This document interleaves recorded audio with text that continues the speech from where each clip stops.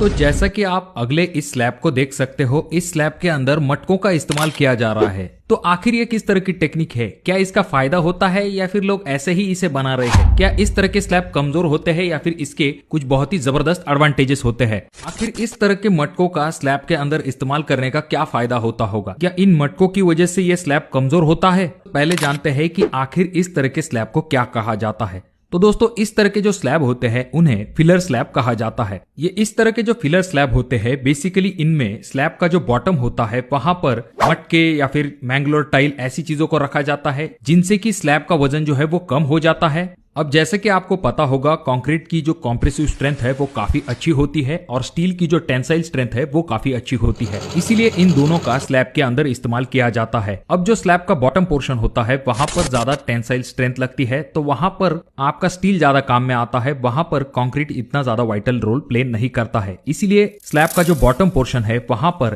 Concrete को इन मटकों के साथ रिप्लेस किया जाता है, जिस वजह से कंक्रीट कम लगता है और स्लैब का जो वजन है वो कम हो जाता है। पर इसका और एक फायदा होता है कि भले ही स्लैब का वजन जो है वो कम हो जाता है और यहाँ पर कंक्रीट की क्वांटिटी भी कम हो जाती है, तो स्लैब की जो स्ट्रेंथ है वो कम नहीं होती है। अब यहाँ पर कंक्रीट का सेल्फ लोड कम होने के कारण यहाँ पर आपको स्टील भी थोड़ा सा कम लगता है रेगुलर स्लैब के कंपैरिजन में, यानी कि स्टील का कॉस्ट जो है वो भी यहाँ पर सेव हो जाता है।